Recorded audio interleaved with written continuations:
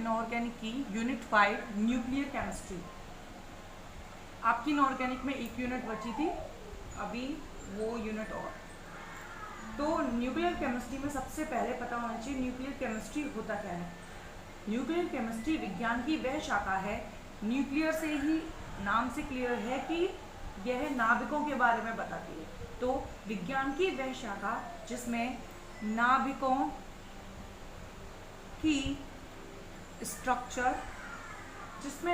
की स्ट्रक्चर, उनका बिहेवियर, व्यवहार एवं नाभिकीय अभिक्रियाओं का अध्ययन किया जाता है, नाभिकीय रसायन कहलाता है। विज्ञान की वह शाखा जिसमें नाभिकों की संरचना, व्यवहार तथा उनकी अभिक्रियाओं का अध्ययन किया जाता है, क्या कहलाती है? न्यूक्लियर केमिस्ट्री कहलाती है। अब सबसे पहले नाभिक के बारे में जानें तो नाभिक में कुछ मूल कण होते हैं, उनकी बात करते हैं। तो नाभिक में मूल कण कौन कौन से होते हैं? आप सभी जानते हैं, 2 कण होते हैं जिन्हें हम न्यूक्लियॉन कहते हैं। कौन कौन से? प्रोटॉन और न्यूट्रॉन।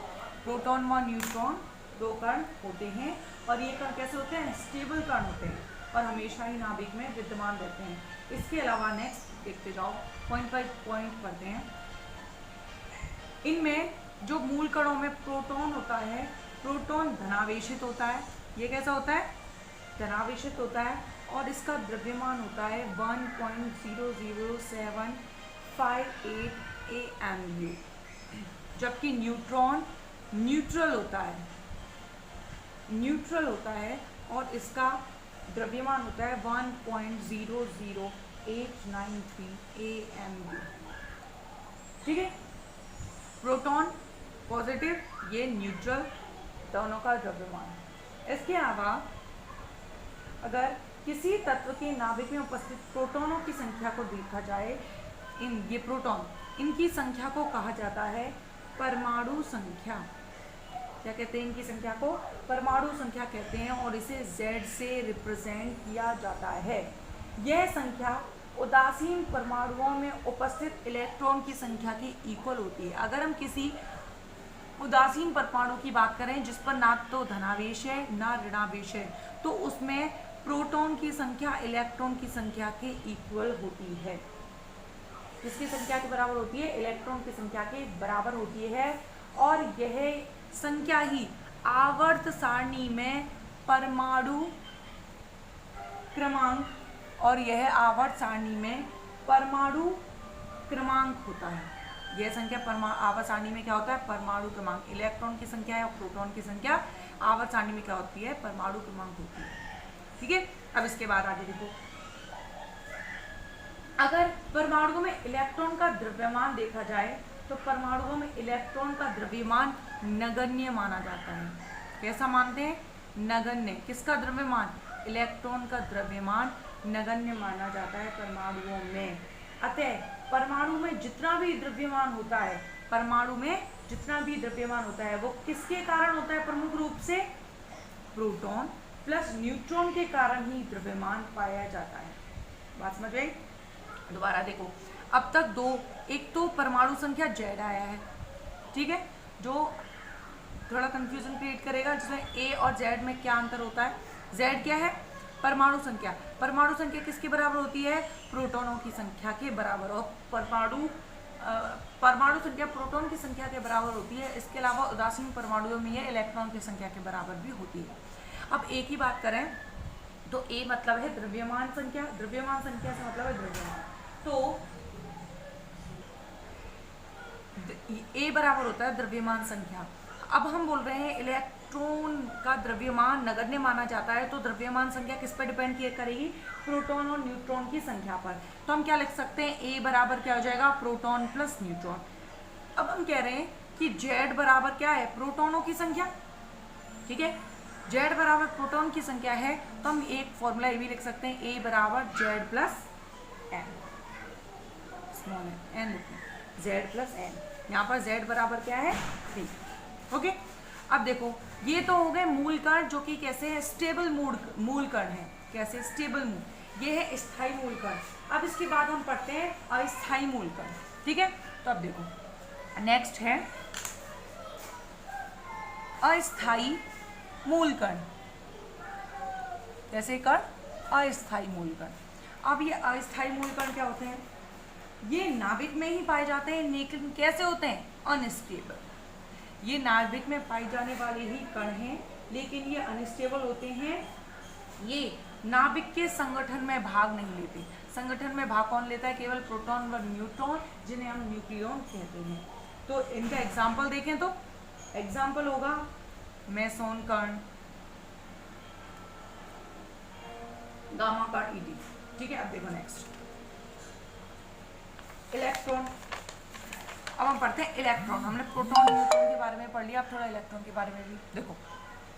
अब इलेक्ट्रॉन की बात करें तो इलेक्ट्रॉन उत्पन्न कब होते हैं? जब नाभिकों के न्यूट्रॉन का प्रोटॉन में क्षय होता है। जैसे सुनो, नाभिकों के प्रोटॉन का किसमें क्षय करना है हमें? न्यूट्रॉन, सॉरी, नाभिक के न्यूट्रॉन का किसमें क्षय करना है? प्रोटॉन में। जब हम नाभिक के न्यूट्रॉनों का प्रोटॉनों में क्षय करते हैं या प्रोटॉनों में क्षय होता है तो इलेक्ट्रॉन उत्पन्न होते हैं। देखो जैसे ये हो गए न्यूट्रॉन, प्रोटॉन प्लस -1 0 प्लस, इस तरह से जब हम नाभिक को किसमें क्षय किया? हमने न्यूट्रॉन से प्रोटॉन बनाया, तो इस दौरान इलेक्ट्रॉन निकलते हैं। क्या निकलते हैं? इलेक्ट्रॉन निकलते हैं 0। ठीक है, अभी हमें आगे चैप्टर में यही पढ़ना है कि न्यूट्रॉन से प्रोटॉन में बदलते समय इलेक्ट्रॉन कैसे निकला। तो अभी सिर्फ स्टार्टिंग है, इंट्रोडक्शन के तौर पर याद रखना है अभी कि जब न्यूट्रॉन से प्रोटॉन में क्षय होता है तो क्या होता है? इलेक्ट्रॉन निकलते हैं। इतना है, साथ में निकलने को अस्थायी मूल कण भी निकले, इलेक्ट्रॉन भी निकले प्रोटॉन बढ़ते समय। देखो ये क्या होते हैं? स्थायी मूल कण होते हैं। कौन? इलेक्ट्रॉन, जिन्हें बीटा कण भी कहा जाता है। और इन्हें किससे रिप्रेजेंट करते हैं? देखो अब कहोगे ये तो इलेक्ट्रॉन कैसे लिख दिया, तो किससे किससे प्रदर्शित करते हैं? -1 0 या -1 बीटा 0। तो मैं -1 B 0 भी लिख सकती थी यहाँ। तो इन्हें बीटा कण कहते हैं और इसके द्वारा रिप्रेजेंट करते हैं किसको? इलेक्ट्रॉन को। ये आगे काम आएगा। ये कण कैसे होते हैं नेचर में? नेगेटिव होते हैं। और इनका द्रव्यमान कैसा होता है? ये और देखो 0.0005486 AMU। ओके, और जो कि कैसा है? बहुत कम दिखाई दे रहा है, इसीलिए नगण्य मान लिया जाता है इनका द्रव्यमान संख्या के अंतर्गत। इसके बाद इलेक्ट्रॉन हो गया। इलेक्ट्रॉन के बाद है पॉजिट्रॉन। ये पॉजिट्रॉन होता है, ये इलेक्ट्रॉन का प्रतिकण, मतलब इलेक्ट्रॉन का बिल्कुल एंटी होता है, बिल्कुल विपरीत होता है। जिसमें जैसे इलेक्ट्रॉन पर नेगेटिव है तो ये इस पर पॉजिटिव होगा। इलेक्ट्रॉन का प्रतिकण है तो क्या है ये? इलेक्ट्रॉन का प्रतिकण। ये इलेक्ट्रॉन का प्रतिकण होता है जिसे कहते हैं पॉजिट्रॉन। ऐसे कणों को एक दूसरे का प्रतिकण कहते हैं जिनका आवेश एवं चक्रण एक दूसरे के विपरीत होता है। तो देखो इलेक्ट्रॉन के आवेश की कर रहे हैं बात, तो नेगेटिव, तो पॉजिट्रॉन का पॉजिटिव। ठीक है, तो प्रतिकण का मतलब समझे कि क्या होता है? जिनका आवेश व चक्रण एक दूसरे के विपरीत हो तो क्या हो जाएंगे? पॉजिट्रॉन कहलाएंगे। पॉजिट्रॉन का द्रव्यमान तो इलेक्ट्रॉन के द्रव्यमान के बराबर होता है। अगर द्रव्यमान की बात करें, द्रव्यमान इलेक्ट्रॉन और पॉजिट्रॉन दोनों का कैसा होता है? बराबर होता है, लेकिन इनका आवेश धनात्मक होता है। देखो द्रव्यमान सेम होगा लेकिन अंतर किसमें होगा? आवेश में। इसका धनात्मक होता है तो इलेक्ट्रॉन का कैसा होता है? ऋणात्मक होता है। इसी विपरीत आवेश के कारण क्या कहते हैं? इन्हें एंटी कण या प्रतिकण कहा जाता है। और जब इसको फिर इसको रिप्रेजेंट कैसे करेंगे? बिल्कुल इसके अपोजिट। तो कैसे कर सकते हैं? +1 E 0 और +1 बीटा 0 इसके द्वारा रिप्रेजेंट करते हैं। ठीक है, इसके बाद अगर हम इसके निर्माण की बात करें तो इसका निर्माण प्रोटॉन से न्यूट्रॉन में क्षय के समय होता है। इसके बिल्कुल अपोजिट, जब हम प्रोटॉन का क्षय, प्रोटॉन को किस में तोड़ेंगे? न्यूट्रॉन में। तो इस दौरान क्या निकलेगा, +1 E0 E1, और यहाँ बार लग जाएगा, इसमें बार नहीं था, इसमें बार है, तो ये किसके कारण है, प्रतिकण के कारण। ठीक है, ये क्या है, प्रतिकण। अब देखो इसके बाद नेक्स्ट, अब हमने इलेक्ट्रॉन का प्रतिकण पढ़ लिया, इसका इलेक्ट्रॉन का प्रतिकरण पढ़ लिया, क्या होता है, पॉजिट्रॉन। अब हम प्रोटॉन का प्रतिकरण पढ़ते हैं। चलो देखो यहीं पर पढ़ लेते हैं, क्या लिख रही हूँ मैं अब, प्रोटॉन व एंटी प्रोटॉन।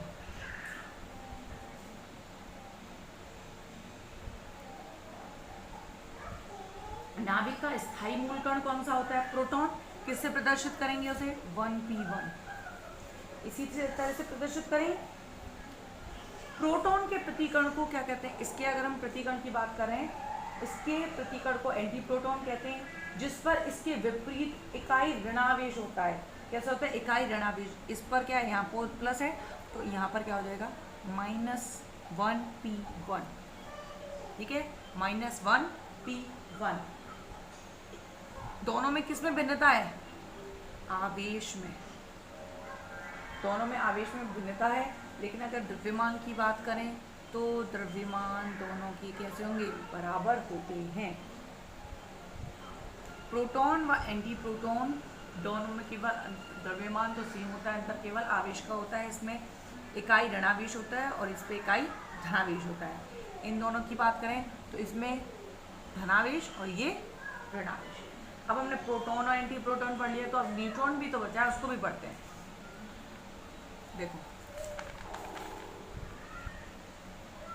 न्यूट्रॉन व एंटी न्यूट्रॉन, एंटी न्यूट्रॉन। देखो न्यूट्रॉन भी नाभिक का कैसा कण है, स्थायी मूल कण है, जो हाइड्रोजन के समस्थानिक प्रोटियम के अतिरिक्त का बाकी सभी नाभिकों में पाया जाता है। याद रखनी है, जो प्रोटियम होता है हाइड्रोजन का समस्थानिक, इस प्रोटियम के अतिरिक्त बाकी सभी नाभिकों में न्यूट्रॉन पाया जाता है, प्रोटियम में नहीं होता। ये कण कैसे होते हैं, न्यूट्रल, उदासीन होते हैं। समस्त गणनाओं में इसका इकाई द्रव्यमान भी काम में लिया जाता है और इसे प्रदर्शित करते हैं 0, 1 n। 0 का 0 यहाँ पे क्या नीचे वाला है, वो आवेश को प्रदर्शित कर रहा है, तो 0 n 1। ठीक है, अगर अब हम अभी हमने न्यूट्रॉन की बात की, अब एंटी न्यूट्रॉन में क्या होगा, एंटी न्यूट्रॉन इसका एक प्रतिकरण होता है जो न्यूट्रॉन के समान द्रव्यमान वाला कण है, उदासीन कण है, लेकिन इन कणों का चक्रण विपरीत होता है। अब देखो हमने इलेक्ट्रॉन प्रोटॉन को तो आवेश के आधार पर, इलेक्ट्रॉन प्रोटॉन के प्रतिकण या एंटी कण को तो आवेश के आधार पर डिफ्रेंशिएट कर दिया, लेकिन न्यूट्रॉन पर तो आवेश होता ही नहीं है, तो इसका एंटी कण में क्या विशेषता होगी, चक्रण विपरीत हो जाएंगे। क्या हो जाएंगे, चक्रण विपरीत हो जाएंगे, जिससे एंटी न्यूट्रॉन बन जाएगा। ठीक है, तो अब हम अगर इसको रिप्रेजेंट करें तो इस पर बार लगा देंगे और बांध देंगे, क्योंकि आवेश तो नहीं बदलेगा, तो यहाँ बार लगा दिया। ठीक है, इलेक्ट्रॉन, प्रोटॉन, न्यूट्रॉन के बारे में बात कर ली। अब नेक्स्ट कुछ कण हैं, उनके बारे में बात करते हैं, जैसे कि फोटोन। फोटोन क्या है, स्टेबल मूल कण है। इनका ना कोई द्रव्यमान होता है, ना कोई आवेश इनका, और ना ही कोई प्रतिकरण होता है। तो मैं लिख रही हूँ m नो, द्रव्यमान नहीं होता, चार्ज नहीं होता, और कोई भी एंटी कण भी नहीं होता। किसका, फोटोन का। और इसे किससे प्रदर्शित करते हैं, गामा से प्रदर्शित करते हैं। और इनका वेग किसकी कोटि का होता है, लाइट, प्रकाश की कोटि का होता है। बस फोटोन में क्या है, स्टेबल है, द्रव्यमान, इसके अलावा आवेश और कोई भी प्रतिकरण, ये तीनों चीज़ नहीं होती हैं, गामा से प्रदर्शित करते हैं, और इनका वेग प्रकाश की कोटि का होता है। Next meson. देखो मेसोन क्या होता है, ये अनस्टेबल मूल कण है, अनस्टेबल, जो नाभिक के प्रक्रमों में उत्पन्न होते हैं। किसमें उत्पन्न होते हैं, जो न्यूक्लियर प्रोसेस होती है उनमें उत्पन्न होते हैं मेसोन कण, और ये दो प्रकार के होते हैं, दो प्रकार के होते हैं, पायोन और म्यूऑन। तो पायोन से पायोन पाई, कुछ पाई से सिमिलर, म्यूऑन म्यू, इसी के आधार पर देखो इसके भी प्रकार होते हैं। देखो ये पायोन 3 प्रकार का होता है, कौन कौन सा? पाई पाई पाई, पायोन मतलब पाई पाई पाई, तो पाई प्लस पाई माइनस और पाई जीरो, पाई प्लस और पाई माइनस एक दूसरे के एंटी कण होते हैं, ठीक है। इसके बाद म्यूऑन की बात करें तो ये 2 प्रकार का होता है, म्यू प्लस और म्यू माइनस। तो नाम से पायोन मतलब पाई वाले, म्यूऑन मतलब म्यू, ठीक है। इसके बाद नेक्स्ट, अभी हम चैप्टर में वी कण और पढ़ा था स्टार्टिंग में, इस नीचे क्या आपका पढ़ा था, जब हमने प्रोटॉन को न्यूट्रॉन में चेंज किया था और न्यूट्रॉन को प्रोटॉन में चेंज किया था पॉजिट्रॉन और इलेक्ट्रॉन के उत्पन्न होने वाले केस में, तो वी कण लास्ट में लिखा था। तो वो वी कण क्या होते हैं? ये होते हैं अनस्टेबल मूल कण। किसकी श्रेणी में आते हैं? अनस्टेबल मूल कण की श्रेणी में। और ये 4 प्रकार के होते हैं। कितने प्रकार के? 4 प्रकार के होते हैं, 1v0, 2v0, 3v, अब आ जाएगा यहाँ पे पॉजिटिव, और 4v नेगेटिव, ठीक है। ये हो गए वी कण के प्रकार। अब हमने जितने भी फोटोन, मेसोन, पायोन, वी कण, neutron, anti neutron, proton, anti proton, electron, anti proton, सबके बारे में, कणों के बारे में जो भी मोस्टली जानना था वो जान लिया है। अब इसके बाद नया टॉपिक है न्यूक्लियोइड की अवधारणा व उसका निरूपण। न्यूक्लियोइड की अवधारणा व उसका निरूपण, इसमें क्या पढ़ेंगे? सबसे पहले न्यूक्लियोइड या न्यूक्लियोइड, इससे मतलब क्या है? न्यूक्लियोइड से मतलब होता है कि विशिष्ट प्रकार के परमाणु जिनके अध्ययन में केवल हम नाभिकों पर विचार करते हैं। क्या है? विशिष्ट प्रकार के परमाणु जिनके अध्ययन में ऐसे परमाणु जिनके अध्ययन में हमें नाभिकों से मतलब है, नाभिकों पर चर्चा करेंगे, उनका अध्ययन करेंगे, ठीक है। उनके इलेक्ट्रॉनों पर कोई भी चर्चा या विचार नहीं करते हैं। इन्हें उनके तत्व के प्रतीक के साथ कैसे प्रदर्शित करते हैं वो देख लो। न्यूक्लियोइड की अवधारणा से मतलब है ऐसी अवधारणा जिसमें हम नाभिकों पर विचार करेंगे, इलेक्ट्रॉन पर नहीं। प्रदर्शित कैसे करेंगे? देखो, Z X A, यहाँ पर A क्या है? X क्या है? तत्व का प्रतीक। A क्या है? द्रव्यमान संख्या। और Z क्या है? परमाणु क्रमांक। अब देखो, ये होगी न्यूक्लियोइड की अवधारणा और उसका निरूपण इस तरह से करेंगे। अवधारणा का मतलब है जिसमें हम न्यूक्लियस के बारे में पढ़ते हैं, इलेक्ट्रॉन के बारे में नहीं। अब नेक्स्ट है समस्थानिक। पढ़ चुके हो आप पहले भी काफ़ी बार समस्थानिक को। क्या होते हैं थोड़ा जान लेते हैं। समस्थानिक, एक ही तत्व के ऐसे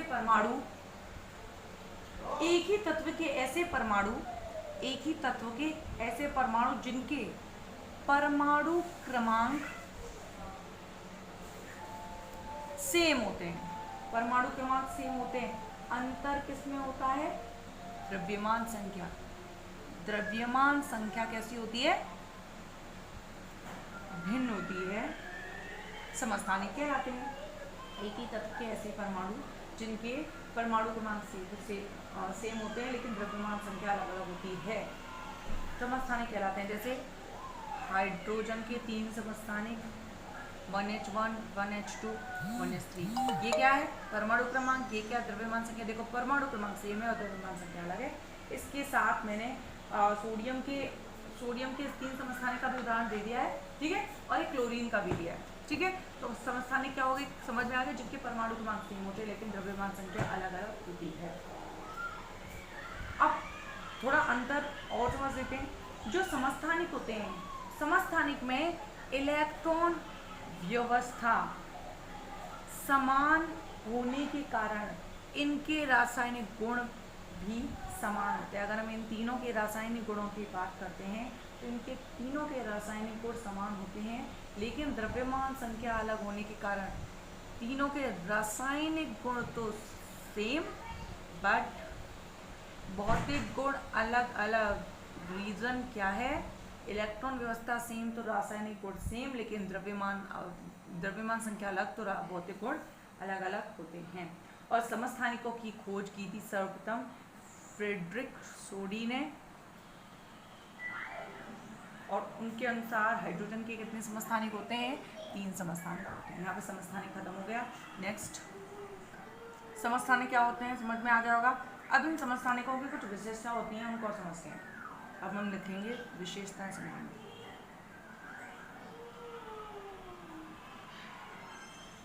देखो,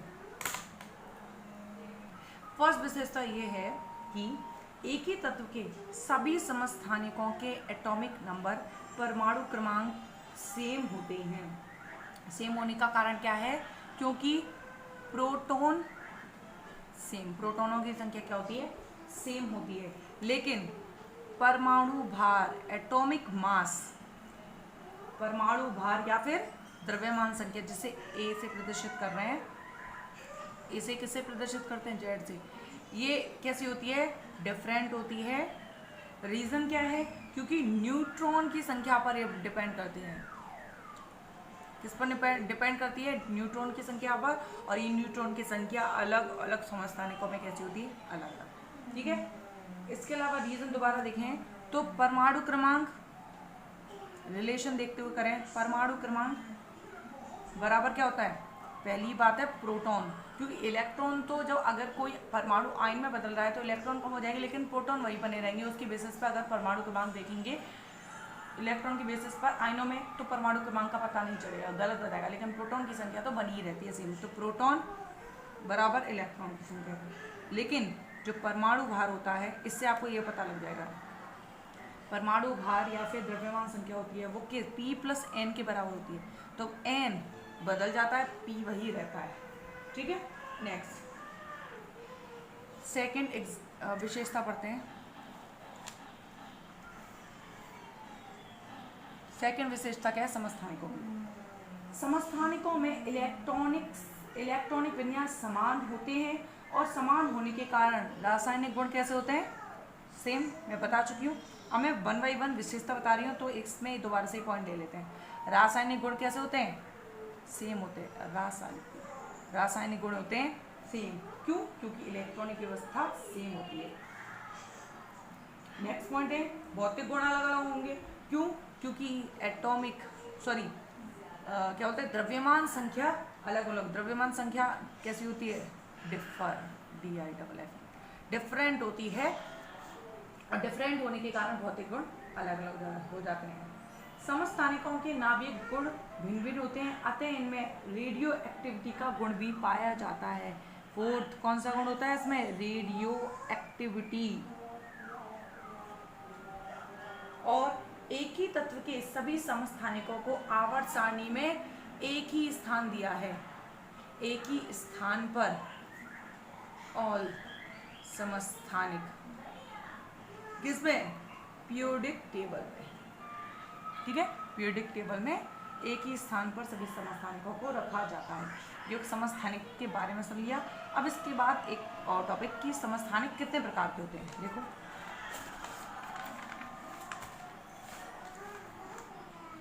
टाइप्स पढ़ते हैं। कितने प्रकार का होता है समस्थानिक? देखो, समस्थानिक 2 प्रकार के होते हैं। फर्स्ट, स्थायी समस्थानिक, जिसमें रेडियो एक्टिविटी नहीं होती है। इसमें रेडियो एक्टिविटी मतलब इसको कह सकते हैं रेडियो एक्टिविटी विहीन। रेडियो एक्टिविटी नहीं होगी, स्थायी होंगे। विघटन, रेडियो एक्टिविटी विहीन से मतलब है इनका स्वतः विघटन नहीं होगा। ठीक है। एक है अस्थायी, जो जल्दी जल्दी टूटते हैं तो ये नहीं, ये कहते हैं रेडियो एक्टिव। तो अब हमने कई बार सुना है रेडियो एक्टिव तत्व है, रेडियो एक्टिव तत्व नहीं है। तो अस्थायी वाले रेडियो एक्टिव होते हैं, स्थायी वाले रेडियो एक्टिव नहीं होते हैं। अब इनके बारे में पढ़ लेते हैं। क्या होते हैं स्थायी समस्थानिक? वे समस्थानिक जिनके नाभिकों का स्वतः विघटन नहीं होता है, क्या कहलाते हैं? स्थायी समस्थानिक कहलाते हैं। जबकि अगर अस्थायी समस्थानिकों की बात करें तो इनका स्वतः विघटन हो जाता है। राइट। ठीक है। नेक्स्ट, जो स्थायी समस्थानिक होती हैं ये नेचुरल हैं, नेचुरल है मतलब प्रकृति में पाए जाते हैं, जबकि ये कैसे हैं, आर्टिफिशियल हैं, आर्टिफिशियल है। कैसे हैं, आर्टिफिशियल है मतलब मानव द्वारा संश्लेषित हैं, बनते नहीं, ठीक है। अगर स्थायी समस्थानिक के एग्जाम्पल देखें तो कार्बन के जो 3 समस्थानिक होते हैं, कौन कौन से, C612, इसके बाद 13 और 14। कार्बन के ये जो 3 समस्थानिक होते हैं, इन कार्बन के 3 समस्थानिकों में से ये 2 समस्थानिक होते हैं, ये तो स्टेबल होते हैं मतलब इस वाली कैटेगरी में आते हैं, ये वाला समस्थानिक इस वाली कैटेगरी में आता है, ठीक है, अस्थायी की कैटेगरी में आता है। क्यों, क्योंकि इसका स्वतः विघटन होता है और इनका स्वतः विघटन नहीं होता। अब अस्थायी में और अलग से एग्जाम्पल पढ़ें, एक और एग्जाम्पल दें तो इनमें से हाइड्रोजन के जो 3 समस्थानिक होते हैं, उन तीनों में से जो 1H3 होता है वो एक रेडियो एक्टिव होता है। रेडियो एक्टिव से मतलब ये अस्थायी समस्थानिक होता है और इसका स्वतः विघटन हो जाता है। तो इसमें स्पेशल एग्जाम्पल देखें तो क्या होता है, ट्राइट्रियम, ट्राइट्रियम अस्थायी रेडियो एक्टिव का अच्छा उदाहरण होता है। तो हमने समस्थानिकों को 2 टाइप से बांट दिया, स्थायी और अस्थायी, रेडियो एक्टिव विहीन और रेडियो एक्टिव तत्व। तो अब हम थोड़ा रेडियो एक्टिव के बारे में चर्चा करते हुए पढ़ते हैं। क्या होता है रेडियो एक्टिव तत्व, वे परमाणु जिनके नाभिकों का स्वतः वियोजन हो जाता है, वे ऐसे स्वतः विघटन हो जाता है, ऐसे परमाणु रेडियो एक्टिव गुण रखते हैं। क्या होते हैं एक्टिव, एक मिनट, रेडियो एक्टिव, इसके बारे में, जिनका स्वतः विघटन होता है वो रेडियो एक्टिव गुण रखते हैं। अगर हम हल्के और भारी तत्वों में से बात करें तो सामान्यतः जो हल्के तत्वों के समस्थानिक होते हैं, हल्के तत्वों के समस्थानिक होते हैं वो रेडियो एक्टिव नहीं होते हैं, जबकि भारी तत्वों के समस्थानिक रेडियो एक्टिव होते हैं, मतलब ये अनस्टेबल होते हैं और ये स्टेबल होते हैं। रेडियो एक्टिवता की खोज की थी सर्वप्रथम हेनरी बेकेरेल ने, हेनरी बेकेरेल ने की थी, और रेडियो एक्टिवता की माप GM काउंटर से की जाती है। कैसे की जाती है, GM काउंटर से की जाती है। यहाँ पर समस्थानिक टॉपिक कंप्लीट होता है। इसके बाद नेक्स्ट है संभारिक, नेक्स्ट लेक्चर वीडियो में हम डिस्कस करेंगे।